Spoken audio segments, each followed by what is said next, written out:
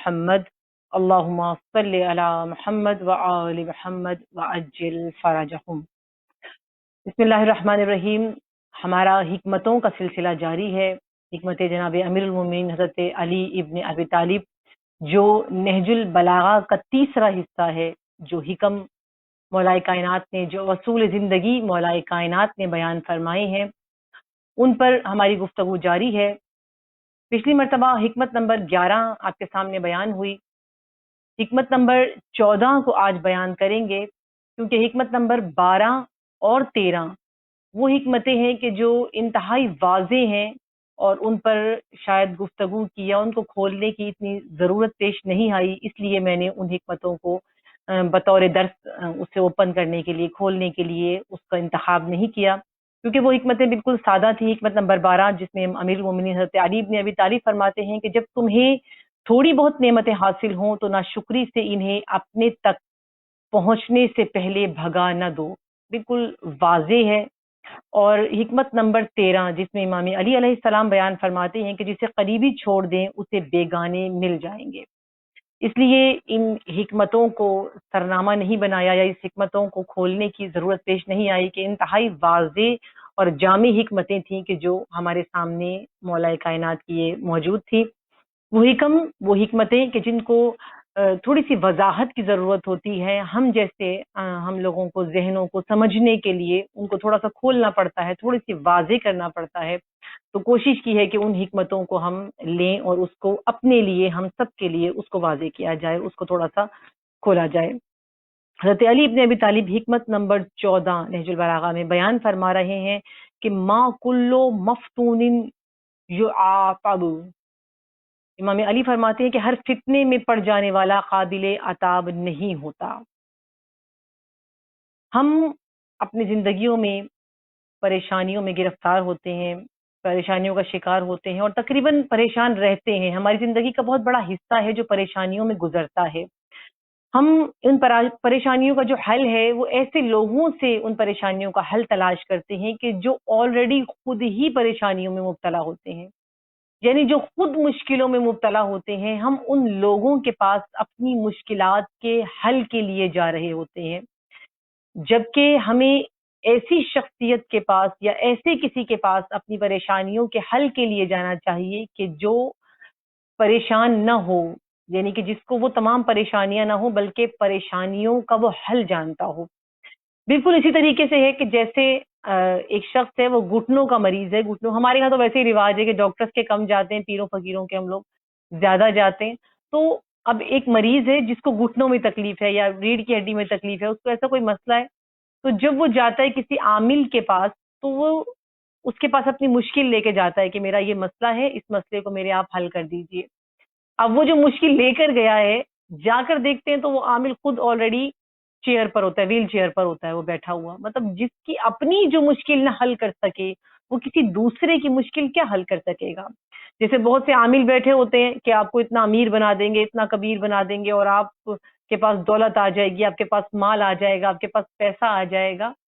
تو ہوتا کیا ہے، وہ خود ایک جھگی میں بیٹھے ہوئے ہوتے ہیں، ان کے پاس تو خود پہننے کے لیے کپڑے نہیں ہوتے، ان کے پاس تو خود سونے کے لیے بستر نہیں ہوتا، اور وہ دعوے کرتے ہیں کہ اگر اتنا تم مشکلوں کو حل کر سکتے ہو، اگر اتنا پیسہ مال و دولت دے سکتے ہو، تو سب سے پہلے تو اپنی مشکل کو حل کرتے، اپنے مسئلے کو حل کرتے، اور اس کے بعد کسی اور طرف رخ کرتے۔ تو ایسا ہوتا ہے کہ ہم ان لوگوں کے پاس مشکلات کے حل کے لیے جاتے ہیں کہ جو خود پہلے سے مشکلات میں مبتلا ہوتے ہیں۔ اور اسی طرح ہم جیسے پیروکار ہیں کہ اگر کوئی یہ سنے کہ یہ پیروکار ہیں مشکل کشا کے، حضرت امیر المومنین علی ابن ابی طالب علیہ السلام کے یہ پیروکار ہیں اور یہ گرفتار ہیں مشکلات میں، پریشانیوں میں مبتلا ہیں، اور یہ پیروکار جو مولا علی کو کہتے ہیں یہ مشکل کشا ہیں اور خود پریشانیوں میں مبتلا ہیں، تو لوگ کیا کہیں گے؟ یعنی ہم ان کے پاس نہ جائیں اور ان سے مدد نہ طلب کریں تو لوگ ہمیں کیا کہیں گے کہ یا تو ان کا مولا مشکل کشا نہیں ہے جس کو یہ مشکل کشا مانتے ہیں، جس کو یہ مشکل کشا تصور کرتے ہیں، یا ضرور سوچیں گے وہ اس چیز پر، یا پھر ان سے اس کا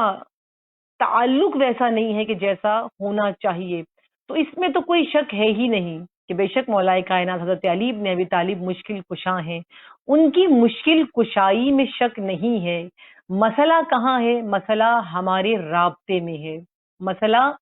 ہم میں ہے، پریشانی ہم میں ہے، کہیں ہم میں کمی ہے، کہیں ہمارے رابطوں میں کہیں کمی ہے، کہیں ہمارے طلب کرنے میں کمی ہے. اس لیے شاید ہم اس طریقے سے مولائے کائنات مشکل کشا کو مشکل کشا نہیں مانتے یا نہیں سمجھتے جیسا کہ سمجھنے کا حق ہے. نہج البلاغہ میں موجود حکمتوں کی وہ حکمتیں ہیں، نہج البلاغہ بلکہ اگر پوری کھول کر آپ دیکھیں اس پہ تمام خطبات، تمام حکمتیں، تمام مکتوب جو کچھ نہج البلاغہ میں موجود ہے، یہ سب کائنات کی مشکلوں کا حل ہے. ہر چیز کی مشکل کا حل مولائے کائنات نے مشکل میں گرفتار ہونے سے پہلے انسان کو اس کی مشکلات کا حل دے دیا ہے. اسی لیے مولا علی کو مشکل کشا کہتے ہیں. آپ مشکلات میں بھی گرفتار نہیں ہوتے، آپ کو اس کا حل پہلے مل جاتا ہے. آپ دوستی کی کسی مشکل میں گرفتار ہیں، آپ کو نہج البلاغہ میں اس کا حل مل جائے گا. آپ رزق کی کسی مشکل میں گرفتار ہیں، آپ کو نہج البلاغہ میں حکمت امیر المومنین میں اس کا حل مل جائے گا. آپ گھریلو کسی پریشانی میں مبتلا ہیں، آپس میں خاندانی کنی مسائل میں مبتلا ہیں، آپ کو ان سے پہلے اس کا حل مل جائے گا. آپ حکومتی مسائل میں کہیں گرفتار ہیں، آپ کو اس سے پہلے اس مشکل کا حل مل جائے گا. آپ جس میدان میں بھی اتریں گے اس میدان میں سب سے پہلے مولائے کائنات نے ہر آنے والی مشکل کو پہلے سے ان حکمتوں کے ذریعے سے یا اپنے ان خطبات کے ذریعے سے ان کو پہلے ہی حل کر کے مولائے کائنات نے بیان فرما دیا ہے ہمارے لیے. اور انہی چیزوں میں سے جو روزمرہ ہماری زندگی میں گزرتی ہیں، ان میں سے ہی مولائے کائنات کے جو یہ نسخے ہیں، ان میں سے قیمتی ترین نسخہ مولائے کائنات کا مشکل کشا حضرت علی ابن ابی طالب علیہ السلام کا یہ نسخہ ہے جو مولائے کائنات علیہ السلام بیان فرما رہے ہیں کہ ہر فتنہ زدہ انسان قابل سرزنش یا قابل عتاب نہیں ہوتا. کیونکہ امام علی ابن علیہ السلام کا جو زمانہ تھا وہ فتنوں سے بھرپور زمانہ تھا. فتنے ہی فتنے تھے زمانے میں مولائے کائنات کے. کوفہ میں، شام میں، بصرہ میں، مدینہ میں، مکہ میں، ہر جگہ مسلسل ایک فتنہ کھڑا ہوتا تھا اور اس کے بعد پھر مولا علی اسے دباتے تھے. یعنی مولائے کائنات کیا وہ جو مختصر سا دور تھا حکومت کا، اس مختصر سے دور میں امیر المومنین علیہ السلام نے مسلسل اپنی تمام تر جو حکومتی مشینری تھی وہ ان فتنوں کو دبانے میں لگائی ہے. سارا وقت مولائے کائنات کا ان فتنوں کو دبانے میں ہی لگا، سازشوں کو دبانے میں، فتنوں کو ختم کرنے میں. یہاں تک کہ حضرت علی ابن ابی طالب کا فرمان ہے، مولا کہتے ہیں کہ میں نے اتنے فتنے دبائے ہیں اپنے اس دور میں کہ میں نے فتنوں کی ماں مار دی ہے، لیکن صرف میرے دور تک. مولا فرما رہے ہیں میں نے فتنوں کی ماں مار دی ہے، نا فقط یہ کہ اس کے بعد وہ پیدا نہیں ہوں گی، نا میں صرف یہ میرے دور تک ہے، میرے بعد یہ ماں دوبارہ جنم لے گی، یہ فتنوں کی ماں دوبارہ سے جنم لے گی، ان کی نئی ماں پیدا ہوگی اور پھر ان فتنوں سے تمہیں ہوشیار رہنا ہے،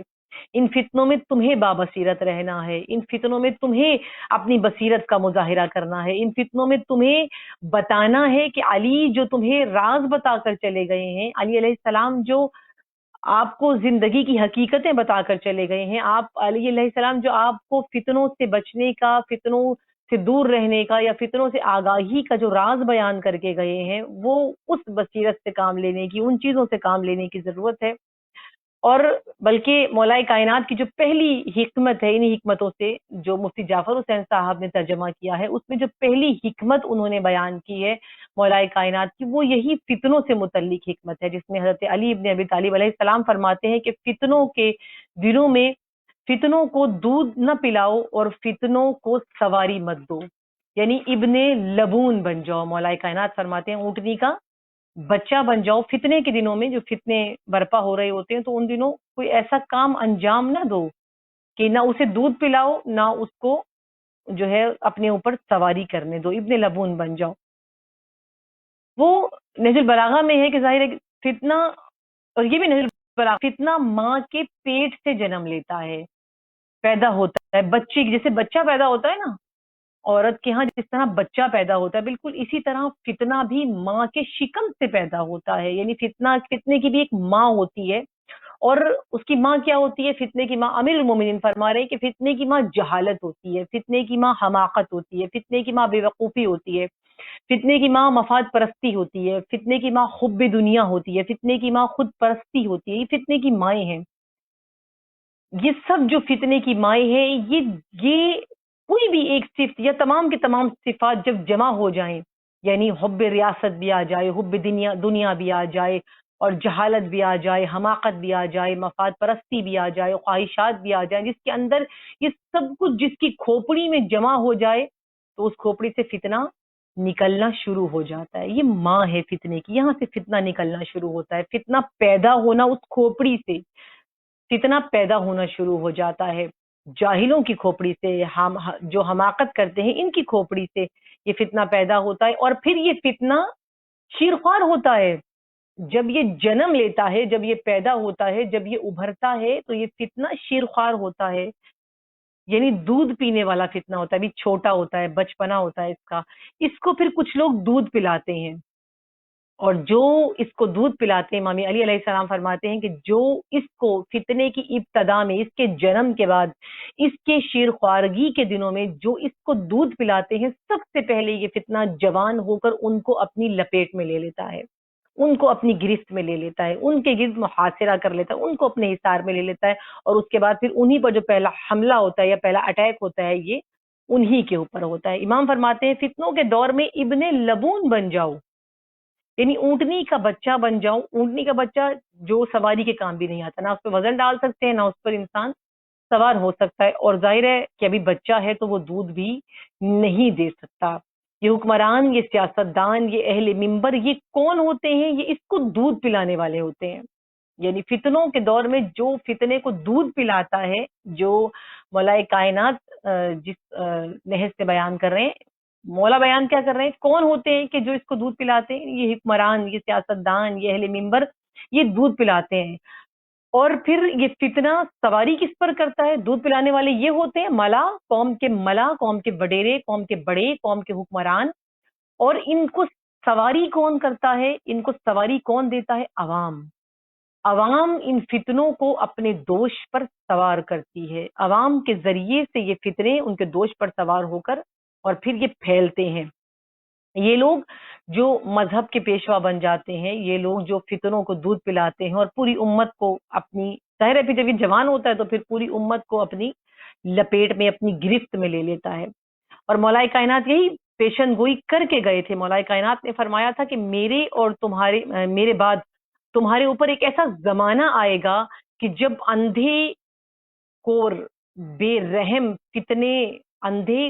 اور بے رحم فتنے تم پر مسلط ہو جائیں گے، تم پر حاوی ہو جائیں گے، تم پر حملہ کر دیں گے، اور پھر اس کے لیے کیا کرو؟ اس کے لیے تیاری کر لو، اس کے لیے آمادہ ہو جاؤ، ان کے درمیان میں رہنے کا ڈھنگ سیکھ لو۔ یہ حکمتیں جو مولا کائنات فتنوں سے متعلق بتا رہے ہیں، پہلی بھی حکمت اور اب یہ 14ویں حکمت بھی، یعنی آمادہ، تیار رہو کہ ایسے فتنے تم پر مسلط ہوں گے، تم پہ حاوی ہوں گے، تمہارے دور میں ہوں گے، لیکن تمہیں اس کا مقابلہ کرنا ہے، بصیرت کے ساتھ ان سے نکلنا ہے، بصیرت کے ساتھ ان فتنوں میں رہنا ہے۔ یہ فتنے ہر دور میں آئیں گے، اور حضرت امیر المومنین کے بعد مسلسل یہ فتنوں کا دور آتا رہا اور یہ فتنے چلے۔ اصل میں فتنہ کہتے کس کو؟ اس کی حقیقت کیا ہے؟ فتنہ اس حالت کو کہتے ہیں کہ جس میں حق اور باطل کی پہچان نہ ہو سکے، یعنی وہ فتنہ ہوتا ہے کہ جس میں حق اور باطل مخلوط ہو جائیں، مل جائیں، آپس میں اندر ایک دوسرے کے ساتھ جوائنٹ ہو جائیں، حق اور باطل ایسے ہو جائے کہ نہ یہ سمجھ آئے کہ حق کیا ہے، نہ یہ سمجھ آئے کہ باطل کیا ہے۔ اس کو کہتے، یہ ہوتا ہے فتنہ، اس کو کہتے ہیں فتنہ، یعنی انسان کنفیوز ہو جائے، انسان سرگرداں ہو جائے، اسے سمجھ ہی نہ آئے، کیونکہ حق نے لبادہ بعض اوقات باطل کا پہنا ہوا ہوتا ہے، مطلب باطل کا لبادہ اس پر اڑا دیتے ہیں، حق کے اوپر باطل کے لبادے اڑا دیے جاتے ہیں، اور بعض اوقات یہ ہوتا ہے کہ باطل حق کا لبادہ، ہر حق کا جو لباس ہے وہ زیب تن کر کے لوگوں کے سامنے ظاہر ہوتا ہے۔ اس وقت لوگوں کی بصیرت ہوتی ہے، وہ بصیرت، وہ شعور ان کو بتاتا ہے کہ اس وقت جو ہے یہ جو شخص آیا ہے یا یہ جو فتنہ ہے، یہ جو سامنے ہمارے ہے، یہ حق نہیں ہے، یہ حق جیسا، لیکن اندرونی طور پر یہ حق نہیں ہے۔ فتنہ حق اور باطل کی پہچان کو ختم کر دیتا ہے۔ فتنہ حق اور باطل کو مخلوط کر دیتا ہے۔ حضرت امیر المومنین علیہ السلام کو دکھ بھی اسی بات کا تھا۔ جب مولا کائنات حضرت علی ابن ابی طالب کو ضربت لگی تو مولا کائنات نے یہ نہیں کہا کہ میں پریشانی میں مبتلا ہو گیا، یہ میرے پر کیا ظلم ہو گیا، نہ مولا کائنات نے یہ نہیں کہا۔ جب مولا علی کو ضربت لگی تو مولا کائنات علیہ السلام کے جملے تھے فزت برب الکعبہ، رب کعبہ کی قسم علی کامیاب ہو گیا، رب کعبہ کی قسم میں، یعنی کہ مولا علی خوش تھے، اطمینان تھا مولا کائنات کو، مولا علی خوشی سے کہہ رہے تھے کہ آج علی کی حسرت پوری ہو گئی ہے، علی کا ارمان، علی جو شہادت چاہتے تھے اس رتبے پر علی فائز ہو گئے ہیں، علی کامیاب ہو گئے ہیں، کامیابی کے مرتبے پر فائز ہو گئے ہیں، مولا علی اس پر خوش تھے۔ ضربت لگنے پر مولا کائنات نے پریشانی کا اظہار نہیں کیا، لیکن پریشان کب ہوئے مولا کائنات؟ ان لوگوں کے لیے پریشان ہوئے کہ جب لوگ فتنہ زدہ ہو جاتے ہیں۔ مولا کائنات ان کے لیے پریشان تھے کہ جو لوگ فتنے میں مبتلا ہو جاتے ہیں، جو لوگ فتنہ زدہ ہو جاتے ہیں۔ اور مولا کائنات فرماتے ہیں کہ پروردگار تو نے کیسا امتحان مجھ پر ڈالا ہے کہ لوگوں کو علم نہیں ہو رہا کہ حق کس طرف ہے اور باطل کس طرف ہے، یعنی لوگوں کو حق اور باطل میں فرق محسوس، کتنا بڑا فتنہ ہے یہ مولا کائنات کے دور میں، کتنا بڑا فتنہ اٹھا کہ لوگوں کو حق اور باطل کی سمجھ میں نہیں آ رہی تھی۔ فتنے کا کام ہی یہی ہوتا ہے، فتنہ بصیرتوں کو اندھا کر دیتا ہے، فتنے اندھی رات کی طرح ہوتے ہیں، بلکہ فتنہ اس طرح ہوتا ہے کہ جیسے کوئی شخص ہوتا ہے نا جو غبار میں حملہ کرتا ہے۔ بعض اوقات ہوتا ہے کہ جب کسی نے حملہ کرنا ہو، کسی کو دبوچنا ہو، شکاری نے جب دبوچنا ہو اپنے شکار کو، جب کسی پر حملہ کرنا ہو تو پہلے کیا کیا جاتا ہے؟ پہلے غبار اڑا دیا جاتا ہے، پہلے چاروں طرف ایک دھواں سا کر دیا جاتا ہے، دھوکہ دینے کے لیے یا حملہ کرنے کے لیے، اپنے شکار کو پکڑنے کے لیے غبار اڑایا جاتا ہے۔ جب وہ غبار اڑتا ہے اس وقت اندھا ہو جاتا ہے انسان کو، کچھ دکھائی نہیں دیتا ہے، کچھ سجائی نہیں دیتا ہے، اس وقت دشمن حملہ کرتا ہے، اور حملے کے وقت دشمن کیا کرتا ہے؟ دشمن اپنے اپنا شکار جو ہے وہ اپنا شکار دبوچ لیتا ہے اور اپنے پاس لے جاتا ہے، وہ جو اس کا مقصد ہوتا ہے، اس کا ہدف جو ہوتا ہے، وہ ہدف پورا ہو جاتا ہے۔ یہ کام ہوتا ہے ایک شکاری جو کر رہا ہوتا ہے غبار کے ذریعے سے۔ تو بالکل فتنہ بھی ایسا ہوتا ہے، غبار کی صورت میں ہوتا ہے، اندھا کر دیتا ہے، بالکل کچھ نظر نہیں آتا، سب کچھ بلینک لگتا ہے انسان کو، کہ کچھ سوچ سمجھ شعور انسان کا کام نہیں کر رہا ہوتا، اس کو کچھ سمجھ میں نہیں آ رہا ہوتا، اور پھر کیا ہوتا ہے کہ وہ فتنہ انسان کو گرفتار کر لیتا ہے اور پھر وہ تباہ کن ہوتا ہے، وہ انسان کو برباد کر دیتا ہے، وہ انسان کو تباہ کر دیتا ہے۔ اور اس حکمت میں مولا کائنات یہی بیان کر رہے ہیں، اسی طرف اشارہ کر رہے ہیں۔ فتنوں میں لوگ بے بصیرت ہو جاتے ہیں اور کچھ بے وقوفی کا ثبوت دیتے ہیں، یعنی بے بصیرت ہوتے ہیں تو، اور کچھ جو ہوتے ہیں وہ بے وقوفی کا ثبوت دیتے ہیں اور فتنوں کی زد میں آ جاتے ہیں۔ جیسے ہوتا ہے نا، ابھی یہ جو ڈیز چل رہے ہیں، کرونا کے ڈیز چل رہے ہیں، میں اکثر ویسے کرونا کی مثال آپ لوگوں کے سامنے دیتی بھی رہتی ہوں، کیونکہ وہی بات ہے کہ وہ مثالیں انسان پر جلدی اثر کرتی ہیں یا جلدی سمجھ میں آتی ہیں، یا بات جلدی سمجھ میں آ جاتی ہے اس مثال کے ذریعے سے جو آپ بیتی ہوتی ہے، آپ پر جو آپ کے ساتھ گزر رہی ہوتی ہے، یا آپ کے سامنے جو سب کچھ ہو رہا ہوتا ہے۔ یہ جو بیماری ہے نا کرونا، یا کوئی بھی بیماری آپ لے لیں، یہ انسان پر حملہ کب کرتی ہے؟ کہ جب انسان کا مدافعاتی جو نظام ہے وہ کمزور ہو جاتا ہے، ویک ہو جاتا ہے انسان، جب کمزور ہوتا ہے انسان تو اس پر بیماری کا حملہ جلدی ہو جاتا ہے، یعنی بہت جلدی اس پر ایفیکٹ کرتی ہے بیماری، بہت جلدی اس پر اثر انداز ہوتی ہے بیماری۔ اسی طرح ہوتا ہے کہ جب شعور انسان کا کمزور ہو جاتا ہے، انسان کا ایمان کمزور ہو جاتا ہے، تو انسان بہت جلدی فتنوں کی زد میں آ جاتا ہے۔ انسان کا ایمان کمزور ہونے سے انسان فتنوں کی لپیٹ میں بہت جلدی آتا ہے۔ انسان کے ایمان کی کمزوری کی علامت یہ ہوتی ہے کہ اسے حق اور باطل کے فرق کا علم نہیں رہتا، اسے نہیں پتا ہوتا کہ حق کس طرف ہے اور باطل کس طرف ہے۔ اس کے سامنے جو چیز حق بن کر آتی ہے، یعنی باطل جب اس کے سامنے لبادۂ حق اوڑھ کر آتا ہے، تو کیونکہ اس کے اندر ایمان کی کمزوری ہے تو وہ پہچان نہیں پاتا ہے کہ یہ فتنہ ہے یا حق ہے یا باطل ہے، اس میں فرق کیا ہے، وہ اس فرق کو درک نہیں کر پاتا۔ اسی لیے مولا کائنات جو اس حکمت میں بیان فرما رہے ہیں، اصل میں دو قسم کے گروہوں کا ذکر ہے، یعنی کہ اگر غور کیا جائے وہاں پہ ایک بات ایک ہی ہے مولا کائنات نے، لیکن اگر اس کو اوپن کریں، تھوڑا سا کھولیں، مولا کائنات کیا فرما رہے ہیں کہ فتنوں کے مطلب جو فتنوں کے بارے میں جو مولا کائنات یہ بیان فرما رہے ہیں، اگر اس کو دیکھا جائے تو اس میں دو گروہ آتے ہیں، دو گروہ شامل ہوتے ہیں. جیسے وہ لوگ جن کو علم ہے اور جان بوجھ کر جو فتنوں کا شکار ہوتے ہیں، یا جان بوجھ کر فتنوں کا حصہ بنتے ہیں، یا جان بوجھ کر فتنوں کے اندر داخل ہوتے ہیں، یا یہ کہہ لیجیے مولا علی کی پہلی حکمت کے مطابق کہ وہ اسے سواری دیتے ہیں یا پھر اس کو دودھ پلاتے ہیں جان بوجھ کر مولا کائنات کے مطابق. تو پہلا گروہ وہ ہے کہ جو جان بوجھ کر یہ عمل انجام دیتا ہے، وہ پہلا گروہ ہوتا ہے. اب اس گروہ کا کیا ہے کہ یہ مفتون ہے، یعنی کہ یہ قابل سرزنش ہیں، کیونکہ علم رکھتے ہوئے جان بوجھ کر یہ اس میں وارد ہو رہے ہیں، یہ اس کا حصہ بن رہے ہیں، یہ اس کو اپنا رہے ہیں یا اس کی مدد کر رہے ہیں، اس کی سواری دے رہے ہیں، اس کو دودھ پلا رہے ہیں جان بوجھ کر رہے ہیں. تو یہ مفتون ہے نہج البلاغہ کی اس حکمت کے مطابق. مطلب کہ جو مفتون کا لفظ مولا کائنات نے استعمال کیا کہ یہ پھر یہ مفتون ہے، یعنی عتاب کے قابل ہیں، ان کو عتاب ہونا چاہیے. یہ سرزنش کے مطلب سرزنش ہے، ان کی سرزنش ہے. لیکن وہ لوگ جو کمزوری میں مبتلا ہو جاتے ہیں، یعنی کمزور ہوتے ہیں فقط جہالت کی وجہ سے، بے بصیرتی کی وجہ سے، یہ فتنوں کو تشخیص نہیں دے پاتے ہیں کہ یہ فتنہ ہے یا یہ حق ہے یا حق و باطل، یعنی کہ ان کو کچھ سمجھ میں نہیں آتا حق اور باطل کا فرق کیا ہے، یہ حق و باطل مخلوط ہو گئے ہیں یا یہ فتنہ ہے، یہ کیا چیز ہے. ان کو جب کچھ سمجھ میں نہیں آتا ہے کیونکہ بے بصیرتی ہوتی ہے یا بے شعوری ہوتی ہے یا جہالت ہوتی ہے ان کی، اس وجہ سے جو فتنوں کا شکار ہوتے ہیں مولا کائنات ان کے بارے میں اس حکمت میں بیان فرما رہے ہیں کہ وہ لوگ قابل سرزنش نہیں ہیں، کہ جو اس وجہ سے اپنی جہالت کی وجہ سے، لا علمی کی وجہ سے جو فتنوں کا شکار ہو گئے ہیں یا فتنوں میں مبتلا ہو گئے ہیں. امام علی کا یہ جو جملہ تھا یا یہ جو حکمت تھی سرنامہ کلام جس کو ہم نے لیا حکمت نمبر 14، یہ حقیقت میں 3 بڑی شخصیات کے بارے میں تھی. جب جنگ جمل کا وقت تھا تو اس وقت یہ 3 بڑی شخصیات، بڑے بڑے نام تھے ان کے، یہ 3 بڑی شخصیات آئی تھی حضرت امیر المومنین حضرت علی ابن ابی طالب کے پاس، اور انہوں نے آ کر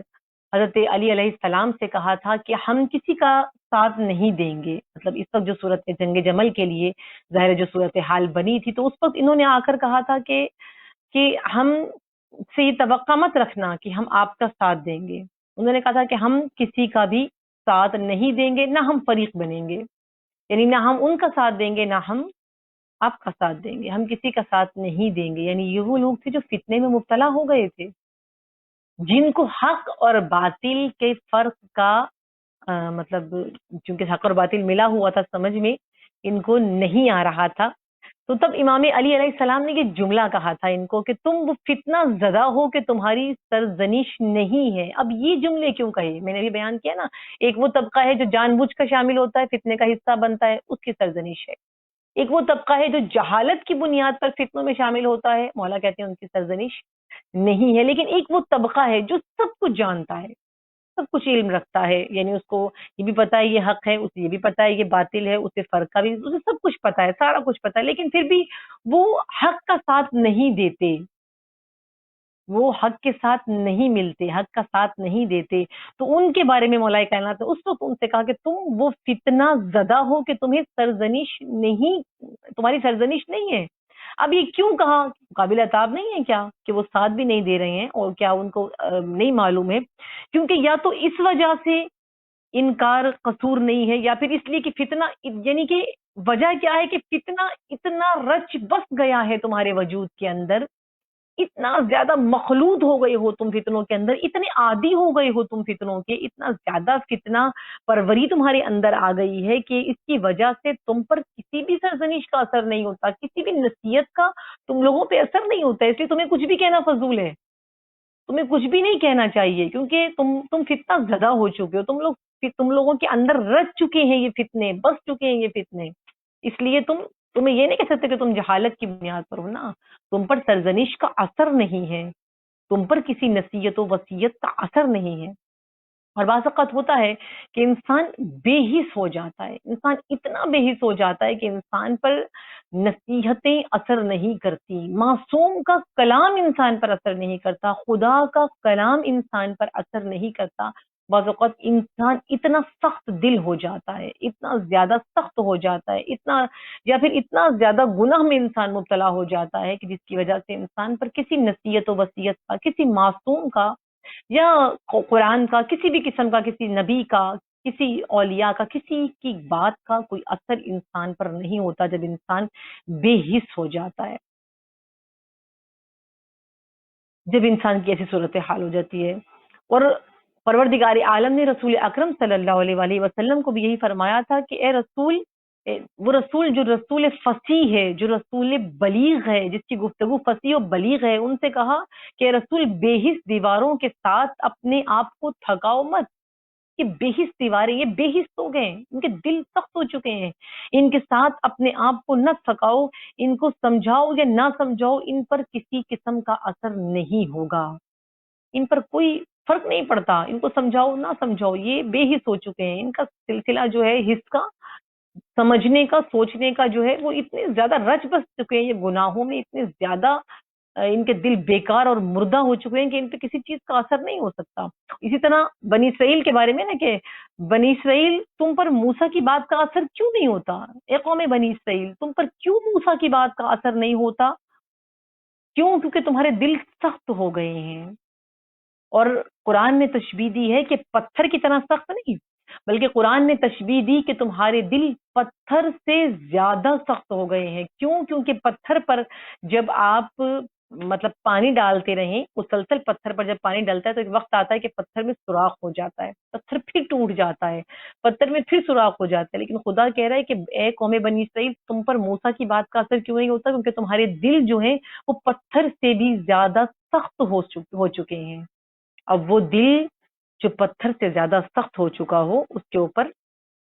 کسی چیز کا اثر نہیں ہوتا۔ اور رسول اکرم صلی اللہ علیہ وآلہ وسلم نے خدا سے دعا بھی یہی کی تھی، جب پروردگار عالم نے رسول اکرم سے کہا نا کہ اے میرے حبیب، خدا شیطان کے شر سے جو ہے وہ پناہ مانگو، مطلب ان چیزوں سے تم پناہ مانگو، شیطان کے شر سے، لوگوں کے وسوسوں سے، لوگوں کے شروں سے، اور پورا کا پورا جو ہے وہ سورہ ناس اگر آپ پڑھیں تو وہ سارا مطلب ان سب سے پناہ مانگنے کا جہاں حکم آیا، تو پھر جب رسول اکرم صلی اللہ علیہ وآلہ وسلم نے خود سے دعا کی پروردگار عالم کی بارگاہ میں، تو رسول اکرم نے فرمایا تھا کہ اے پروردگار، میں ان سب سے پناہ مانگتا ہوں جن کا تو نے حکم دیا ہے، شیطان رجیم سے میں پناہ مانگتا ہوں، لوگوں کے شر سے میں پناہ مانگتا ہوں، ہر چیز سے جو تو نے مجھے حکم دیا ہے میں ان سب سے پناہ مانگتا ہوں، لیکن ساتھ ہی میں کچھ اور چیزیں بھی ہیں جن سے میں تیری پناہ مانگتا ہوں۔ اور رسول اکرم نے دعا کیا کہ اے پروردگار، میں تیرے بتائے ہوئے ساری چیزوں کے ساتھ ساتھ پناہ مانگتا ہوں، اس علم سے پناہ مانگتا ہوں جس کا فائدہ نہ ہو، میں اس دعا سے پناہ مانگتا ہوں کہ جو سنی نہ جائے، میں اس نماز سے پناہ مانگتا ہوں جو قبول نہ کی جائے، میں اس دل سے پناہ مانگتا ہوں جو نرم نہ ہو۔ یہ رسول اکرم صلی اللہ علیہ وآلہ وسلم کی دعا ہے، میں اس دل سے پناہ مانگتا ہوں کہ جو نرم نہ ہو، جو سخت ہو جائے، سخت دل، بہت زیادہ سخت دل جو ہے وہ قابل سرزنش نہیں رہتا، پھر اس پہ نصیحت و وصیت کا اثر نہیں ہوتا۔ نصیحت کا اثر کب ہوتا ہے؟ جب انسان کا دل نرم ہوتا ہے۔ بلکہ یہ رمضان المبارک جو ہے یہ بھی اسی لیے آیا ہے کہ انسان کا جو دل ہے، انسان کا جو قلب ہے وہ نرم ہو جاتا ہے روزے کے ذریعے سے، کیونکہ انسان میں تقوی ایجاد ہونا شروع ہو جاتا ہے انسان کی، کیونکہ روزہ فقط پیٹ کو خالی رکھنا نہیں ہے، منہ کو زبان کو نہ چلانا ہی نہیں ہے، بلکہ روزہ تو روح کا بھی ہے آپ کا دیکھنا، آپ کا سننا، آپ کا بولنا، آپ کی ہر چیز کا روزہ، آپ کی نگاہوں کا روزہ ہے، کیونکہ ہر چیز کا روزہ ہے، ہمیں تقوی ایجاد کرتا ہے۔ تو ساتھ ساتھ یہ تقوی انسان کے وجود کو، یہ روزہ انسان کے وجود کے ساتھ ساتھ اس کے روح اور نفس کو پاک کرنے کے ساتھ اس کے دل کو نرم کرتا ہے، جس کی وجہ سے انسان کے اندر جو ہے وہ اثر ہوتا ہے تبلیغ کا۔ لیکن جو سخت دل ہوتے ہیں وہ اس مہینے بھی ان کے اوپر کسی چیز کا اثر نہیں ہوتا، کیونکہ وہ دل ان کے جو ہے وہ مردہ ہو چکے ہیں، سخت ہو چکے ہیں۔ امام علی علیہ السلام نے کا یہ جو جملہ تھا کہ مطلب تم قابل سرزنش نہیں ہو، مطلب اس فتنوں کے دور میں جو تمہاری صورتحال ہے، امام علی نے یہ نہیں کہا کہ خدایا تو مجھے دشمنوں سے بچا، یعنی کہ اگر امام علی کی دعا دیکھے تو مولا علی نے یہ نہیں کہا پروردگار تو مجھے دشمنوں سے بچا، تو مجھے مرحب سے بچا، تو مجھے انتر سے بچا، یا تو مجھے جو باقی جتنے بھی دہشت گرد ہیں یہ اس وقت مولا کائنات کے جو زمانے میں تھے یا رسول کے زمانے میں جو تھے جن سے مولا کائنات حضرت علی ابن ابی طالب علیہ السلام جو ہیں جن سے وہ مقابلے کے لیے جایا کرتے تھے نا، ان سے بچنے کے لیے تو مولا کائنات نے کبھی دعا ہی نہیں مانگی، بلکہ مولا کائنات تو خوش ہوتے تھے، مولا کائنات کو تو اچھا لگتا تھا کہ وہ ان سے مقابلے کے لیے جا رہے ہیں میدان میں، مولا علی ان سے مقابلے کے لیے جا رہے ہیں کہ جو خدا کے دشمن ہیں، یعنی خدا نے مجھے چنا ہے اپنے دشمن کے مد مقابل آنے کے لیے، اپنے دشمن کا خاتمہ کرنے کے لیے، قلعہ کما کرنے کے لیے، دشمن پر فتح پانے کے لیے، خدا کے دشمن پر فتح پانے کے لیے خدا نے مجھے چنا ہے، میرا انتخاب کیا ہے۔ مولا کائنات اس بات پر راضی تھے، اس بات پر خوش تھے، اس سے مولا علی نے بچنے کی کبھی التجا نہیں کی، کبھی دعا نہیں کی، لیکن مولا علی نے کس سے پناہ مانگی؟ اے پروردگار، یہ میرے ساتھی جو ہیں مجھے ان سے بچا، انہیں مجھ سے لے لے، مجھے ان سے لے لے۔ یعنی مولا علی اپنے ساتھیوں سے پریشان ہیں، اپنے وہ مشکل کشا جس کو لشکر والے اپنے ساتھی جو مولا علی کے ساتھ جنگ کرنے کے لیے جاتے بھی تھے لیکن پریشان بھی مولا کائنات کو کرتے تھے، ان لوگوں سے پریشان تھے، ان کے بارے میں مولا علی کہہ رہے ہیں کہ پروردگار مجھے ان سے لے لے، انہیں مجھ سے لے لے۔ میں اس بات پر تو راضی ہوں، خوش ہوں کہ تو نے دشمنوں کے مقابلے میں مجھے چنا ہے، لیکن جو مجھے ساتھی ملے ہیں وہ اس طرح ملے ہیں، یعنی ایک تو فتنے زمانے کے اندر، دور کے اندر، پورے دور حکومت میں، اور دوسرا جو ساتھی مل رہے ہیں وہ بھی اس قسم کے ساتھی ہیں، جو جنگ کے لیے جا رہے ہیں وہ بھی اس قسم کے بے وفا قسم کے لوگ ہیں۔ خیر، فتنوں کے دنوں میں جس طرح مولا کائنات نے فرمایا کہ کچھ لوگ مفتون ہیں، یعنی کچھ لوگ نہ حصہ بنتے ہیں نہ اس کو دودھ پلاتے ہیں۔ اور دودھ پلانے کا معنی کیا ہے، یہ بھی تھوڑی سی وضاحت کر دوں کہ دودھ پلانے کا معنی یہ ہوتا ہے کہ جیسے کوئی چیز، کوئی فتنہ ہے، کوئی فساد ہے، کوئی فساد کی بات ہے، کوئی فساد کی گفتگو ہے، اس کو وہ دب چکی ہے، اب اسے کوئی نہیں چھیڑ رہا، لیکن کوئی آئے تیسرا اور آ کر اس فساد کی بات کو چھیڑ دے، یہ ہوتا ہے فتنے کو دودھ پلانا۔ یعنی فساد دب چکا، فتنہ دب چکا، بات دب چکی، لیکن پھر اس کو ابھارا جا رہا ہے، پھر دوبارہ سے اس کو اٹھایا جا رہا ہے، تو گویا کہ یہ فتنوں کو دودھ پلانے کے برابر ہے۔ جس طرح ہوتا ہے نا ہمارے ہاں بھی اکثر کہ بعض گھروں میں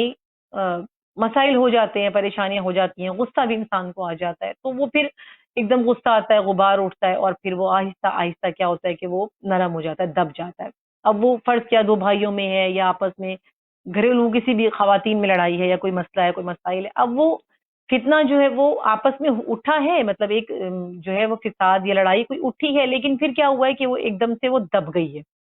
اب جب وہ دبی ہے، ختم ہو گئی بات، اب کوئی بھی اس کو نہیں چھیڑنا چاہ رہا ہے، مطلب نہ دونوں پارٹیوں میں سے کوئی بھی اس کو ابھارنا نہیں چاہ رہا کہ پھر بات اٹھے گی، پھر وہ فتنہ بنے گا، اس سے اچھا ہے کہ اس کو دبا دوں۔ اب وہ بات دب گئی ہے، لیکن پھر کیا ہوتا ہے کوئی ایک تیسرا آتا ہے، اگر جان بوجھ کر اس بات کو شروع کرتا ہے، جان بوجھ کر اس بات کو چھیڑتا ہے، جان بوجھ کر اس فتنے کو دوبارہ سے جگاتا ہے، یہ کیا ہوتا ہے؟ یہ ہوتا ہے اس فتنے کو دودھ پلانا، یعنی جان کر اس نے دوبارہ سے اس کو ابھار دیا، اس فتنے کو اٹھا دیا ہے۔ ایسا اس سے کیسے باز رہنا ہے؟ اس سے بصیرت سے باز رہنا ہے، اپنی بصیرت کے ذریعے سے اس سے دوری اختیار کرنی ہے، اس چیز سے اپنے آپ کو دور رکھنا ہے۔ جب رسول اکرم صلی اللہ علیہ وآلہ وسلم اس دنیا سے، اور کیسے کیسے کرنی ہے، کیا بصیرت کیسی آنی چاہیے کہ جب رسول اکرم صلی اللہ علیہ وآلہ وسلم اس دنیا سے رحلت فرما گئے تو مولا کائنات حضرت علی ابن ابی طالب علیہ السلام جو ہیں وہ رسول کے غسل و کفن میں ظاہر مصروف ہو گئے، اسی کام میں لگے رہے، اس میں مشغول ہوئے، اور جو باقی ایک پارٹی تھی وہ شہر سے باہر جا کر حکومت کی فکر میں لگ گئی، اور وہ اس میں مشغول ہو گئی کہ اب آگے کیا کرنا ہے، حکومت کس کے پاس ہوگی، اور کون حاکم بنے گا، اور کون خلیفہ بنے گا، یعنی کہ ایک پارٹی جو ہے وہ اس میں بزی ہو گئی، مصروف ہو گئی، مولا علی رسول کے غسل و کفن میں مصروف ہو گئے، مشغول ہو گئے۔ تو اس وقت ایک شخص آیا مولا کائنات کے پاس، اور آ کر اس نے مولا کائنات سے کہا کہ علی، حکومت کا میں تمہارا خیر خواہ ہوں، حکومت کا جو حق ہے وہ تمہارا ہے، یعنی حاکم بننے کا جو حق ہے، میں یہ سمجھتا ہوں کہ تم زیادہ حقدار ہو حاکم بننے کے، فیصلہ تو تمہارے حق میں ہونا چاہیے، لوگ جو اپنے لیے فیصلے کر رہے ہیں،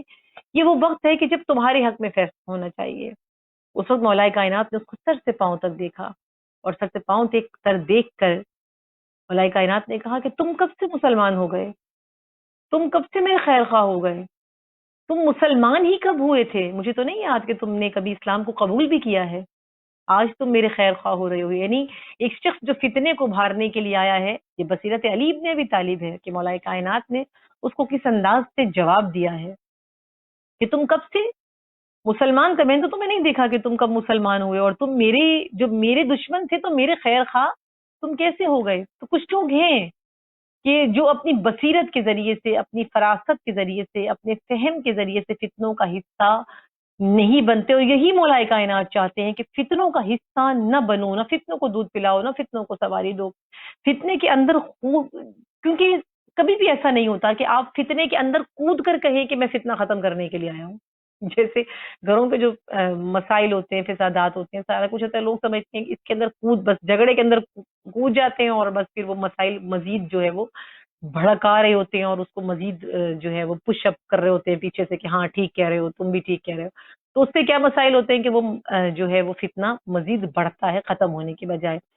تو اس کا حصہ نہیں بننا. کبھی بھی فتنے میں آپ یہ کہیں کہ میری تو بڑی جی سوچ سمجھ ہے اور میں سمجھتا ہوں کہ یہ فتنہ ہے، اس میں داخل ہو جاؤں گا اور اس کے بعد اس فتنے کو ختم کر دوں گا. نہ،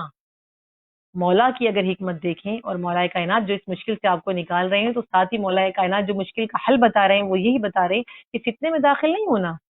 فتنے میں داخل ہو کر فتنے کو ختم نہیں کیا جا سکتا. کیا حل ہے، کیسے فتنے کو ختم کیا جائے؟ پہلی حکمت بیان ہوئی کہ مولا کائنات نے کیا بیان فرمایا ہے. تو کیسے فتنے کو ختم کیا جائے؟ جس طرح ہوتا ہے نا کہ یہ ڈینگی مچھر جو چل رہا ہے آج کل، اور پھر اس کا سیزن شروع ہو گیا، تو آپ نے دیکھا ہے کبھی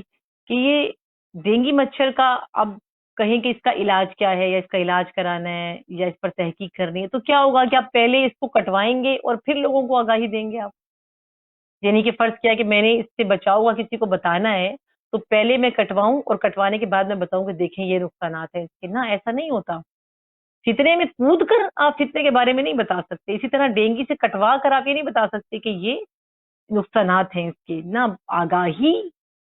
دینا ضروری ہے، لیکن فتنے میں کود کر نہیں، فتنے کے باہر رہ کر. بعض اوقات ایسا ہوتا ہے کہ آپ کے بہت قریب فتنے جو اٹھتے ہیں، یہ بہت بصیرت کی بات ہے، یہ بہت زیادہ اور لازمی بات بھی ہے. خاص طور پہ اہل تشیع کو اس چیز سے آگاہی بہت ضروری ہے، کیونکہ اس وقت جو صورتحال چل رہی ہے، ہم مسلسل فتنوں میں زندگی گزار رہے ہیں. مولا کائنات کی جو پیشن گوئی ہے وہ اس وقت واقعی حق ہو رہی ہے، سچ ہو رہی ہے. وہ پیشن گوئی واضح ہے ہمارے سامنے کہ جس میں اب ہمارا جو دور ہے، اگر میں ڈینگی ہی کی مثال دوں تو زیادہ اچھے طریقے سے ہم سب کو سمجھ میں آ جائے گا. جس طرح ہوتا ہے نا ڈینگی کا مچھر، وہ گندے غلیظ پانی میں پیدا نہیں ہوتا، وہ وہاں پر پرورش نہیں پاتا. صاف پاک صاف پانی جو بالکل نکھرا ہوا صاف پانی ہوتا ہے، یہ اس کے اندر ابھرتا ہے، یہ اس کے اندر پیدا ہوتا ہے، یہ اس کے اندر جو ہے پرورش پاتا ہے، جنم لیتا ہے. یہ صاف پانی کا مچھر ہے. یعنی یہ کیا بتا رہی ہے، یہ چیز ہمیں کیا بتا رہی ہے، اس سے کیا ہمیں سبق ملتا ہے؟ یعنی یہ کہ ضروری نہیں ہے کہ جو انسان ظاہری طور پر غلیظ اور گندا نظر آ رہا ہے، جس طرح بعض مچھر جو ہیں، باقی مچھر جو ہیں وہ گندے پانی میں ابھرتے ہیں، مکھیاں مچھر یہ وہاں سے پیدا ہوتے ہیں، تو ضروری نہیں ہے کہ جو غلیظ اور گندگی میں نظر آ رہا ہے انسان، یا گندا نظر آ رہا ہے، وہی فتنہ پیدا کرے. بعض اوقات یہ ہوتا ہے کہ آپ کے اپنے ہی ماحول میں، آپ کے اپنے ہی قریبی، آپ کے اپنے ہی مسلک کے اندر بعض اوقات ایسا ہوتا ہے کہ کچھ فتنے ابھرتے ہیں، کچھ فتنے اندر ہی سے پیدا ہو جاتے ہیں. صاف ستھرا جس کو آپ سمجھ رہے ہوتے ہیں، بعض اوقات جو آپ کے سامنے ظاہراً پاک صاف نظر آ رہا ہوتا ہے، اسی کے اندر اسی کے ذریعے سے فتنے جو ہیں وہ ابھرنا شروع ہو جاتے ہیں، واضح ہونا شروع ہو جاتے ہیں. امیر المومنین علیہ السلام یہی بتا رہے ہیں اپنے پیروکار کو کہ یہ وہ وقت ہوتا ہے کہ جب تمہیں بصیرت دکھانی چاہیے. اپنی بصیرت کے ذریعے سے ان فتنوں کا تم نے مقابلہ کرنا ہے. جس طرح جب جنگ صفین ہوئی، اور جنگ صفین تو بہت واضح جنگ تھی کہ جس میں حق اور باطل بالکل واضح نمایاں تھا. جب جنگ صفین ہوئی تو جب بالکل فیصلہ کن مرحلہ آیا، جنگ کا بالکل اینڈ ہونے والا تھا اور اب بس اختتام پر تھا اور فیصلہ ہونے والا تھا، جب فیصلہ کن مرحلے میں جنگ داخل ہوئی تو دشمن نے اپنی ایک مکاری کے ذریعے سے ایک سازش جو کی، وہ سب جانتے ہیں وہ واقعہ جنگ صفین کا، کہ انہوں نے قرآن کے صفحات کو یا نیزوں کے اوپر جو ہے انہیں بلند کر لیا. جیسے ہی قرآنی صفحات کو انہوں نے نیزوں کے اوپر بلند کیا، تو اسی وقت امیر المومنین علیہ السلام کے لشکر کے 12,000 کا ایک بہت بڑا حصہ ہوتا ہے، یہ بہت بڑا لشکر تھا مولا علی کا، جس میں سے 12,000 کا ایک حصہ مولا کائنات کے ساتھ جو وہاں پر آیا تھا صفین میں لڑنے کے لیے، اس مرحلے پہ قرآن کو نیزوں پر بلند دیکھ کر انہوں نے اپنی تلواریں نیام میں رکھ لی، یعنی تلواریں چلانے سے انہوں نے انکار کر دیا۔ اور حرکت یہ تھی کہ یا تو یہ کہتے کہ ٹھیک ہے ہم تلوار نیام میں رکھ رہے ہیں، ہم قرآن سے مقابلہ نہیں کر سکتے، یا جو بھی ان کے ذہن میں آیا تھا، اب تم نے لڑنا ہے تو لڑو، ہم نہیں لڑیں گے، ہم جنگ نہیں۔ بلکہ انہوں نے کیا کیا کہ نہ صرف اپنی تلواریں نیام میں رکھی، بلکہ مولا کائنات پر جبر کیا، زبردستی کی کہ تم اس جنگ کو حتماً بند کرو گے، اس جنگ کو بند کرنا ہے، یہ مزید جنگ نہیں چلے گی، قرآن سے مقابلہ ہم نہیں کریں گے، قرآن سے ہماری جنگ نہیں ہوگی۔ جب یہ صورتحال پیش آئی، جب اس طرح کی سچویشن پیش آئی، تو پھر کیا ہوا کہ ظاہراً کیونکہ یہ ایک فتنہ تھا بہت بڑا، اور مولا کائنات انہیں بتاتے رہے کہ یہ فریب دے رہے ہیں، تم اس کے فریب میں نہ آؤ۔ بھلے قرآن، یہ آپ کی اور میرے سمجھنے کے لیے بہت ضروری ہے کہ ہوتا ہے بعض اوقات یہ بالکل اسی طرح ہے کہ بھلے قرآن کے صفحات کو نیزوں پر بلند کیا جائے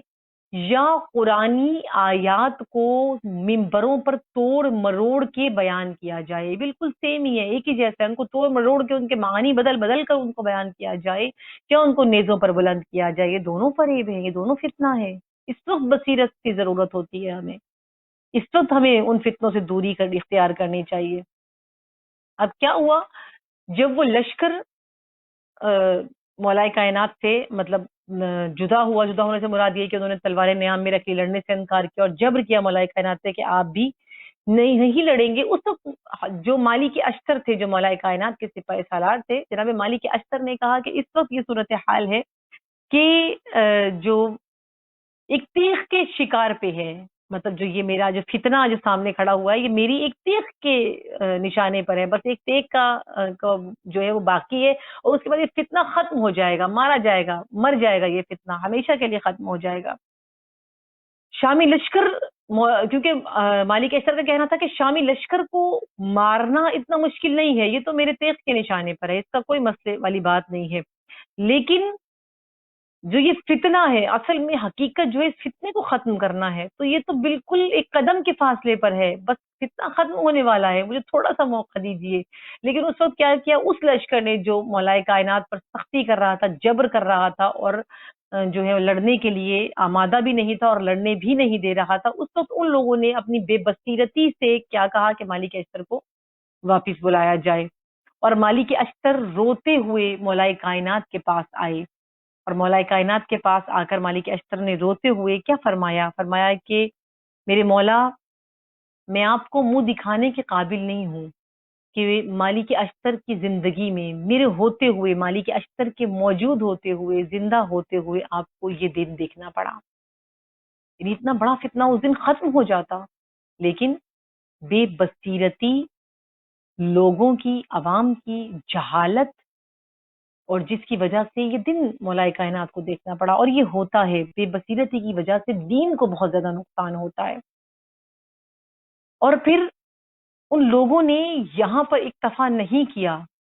بلکہ مزید جو عمل انجام دیا، مزید جو انہوں نے کام کیا وہ یہ کیا کہ انہوں نے کہا کہ اب دونوں پارٹیز کے درمیان جو فیصلہ ہے وہ فیصلہ قرآن کے ذریعے سے ہوگا۔ مولا علی نے کہا ٹھیک ہے، اگر تم یہ چاہتے ہو فیصلہ ان کے درمیان میں فیصلہ کرانا تو میری طرف سے مالک اشتر ہوں گے۔ انہوں نے کہا نہیں، مالک اشتر قابل قبول نہیں ہے، یہ تو شدت پسند ہے۔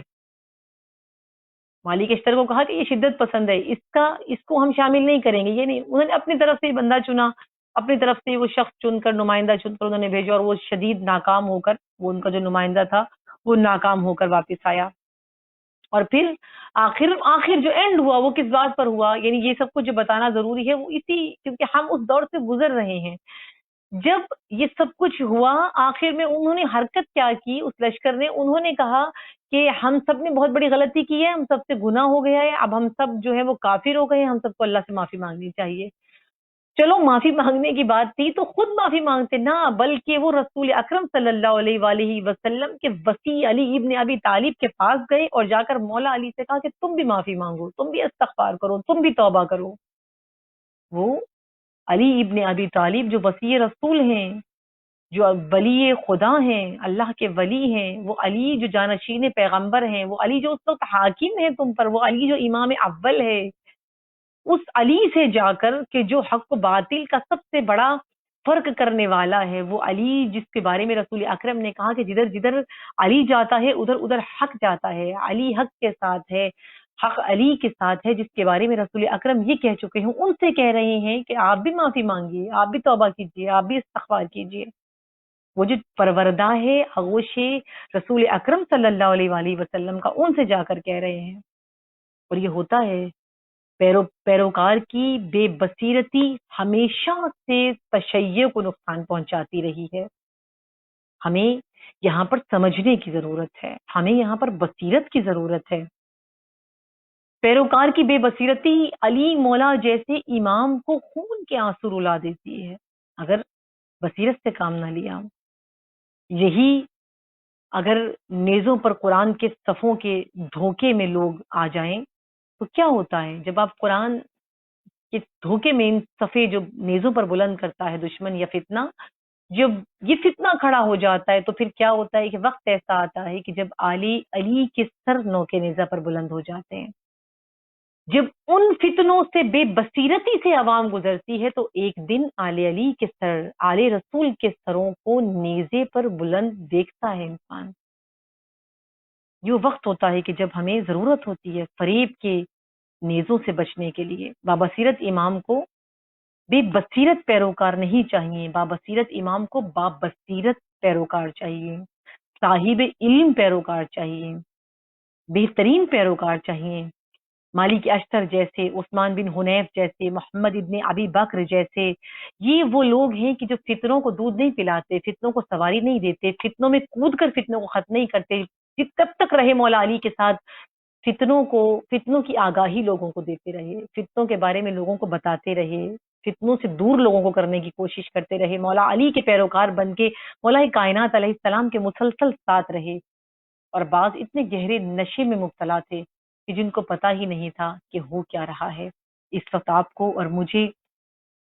ان حکمتوں کے ذریعے سے اپنی زندگی کی حکمت عملی کو تیار کرنا ہے۔ اس پرفتن دور میں ہمیں ان فتنوں سے دور کیسے رہنا ہے اور ہمیں کس طرح آگاہی دینی ہے، جو ہمارا دینی اور شرعی فریضہ ہے کہ ان فتنوں کے بارے میں آگاہی دیں۔ ہم فتنوں سے لاتعلق ہو کر کبوتر کی طرح آنکھیں بند کر کر نہیں بیٹھ سکتے، بلکہ ان فتنوں کے درمیان میں، ان فتنوں کے ہوتے ہوئے بابصیرت بن جائیں اور مولا کائنات سے پوچھیں کہ ان کا حل کیا ہے، جو مولا کائنات علیہ السلام نے ہمیں نہج البلاغہ میں یہ اپنی حکمتوں کے ذریعے سے اور اپنے خطبات کے ذریعے سے واضح بیان کیا ہے۔ دعا ہے اختتام میں پروردگار عالم سے کہ پروردگار ہمیں توفیق عطا کرے کہ ہم ان فتنوں کے دور میں بصیرت علی ابن ابی طالب کے ذریعے سے ان فتنوں سے نکل سکیں اور حضرت علی ابن ابی طالب کے لیے ہم شرمندگی کا باعث نہ بنیں، بلکہ ہم وہ پیروکار بنیں کہ جیسے مالک اشتر جیسے پیروکار تھے، ہم وہ پیروکار بنیں جو عمار یاسر تھے، ہم ویسے پیروکار بنیں جو حضرت ابوذر تھے۔ اے پروردگار التجا ہے تجھ سے کہ ہمیں وہ پیروکار بنا جیسے امیر المومنین چاہتے تھے، ہمیں وہ صحابی، وہ ساتھی بنا امام عصر کے کہ جیسے امام علی ابن ابی طالب کی تمنا تھی۔ السلام علیکم ورحمۃ اللہ وبرکاتہ۔ عرش الله ينادي وعليا يتامى صرنا من بعدك يتامى عرش الله ينادي عرش الله ينادي عرش الله ينادي وعليا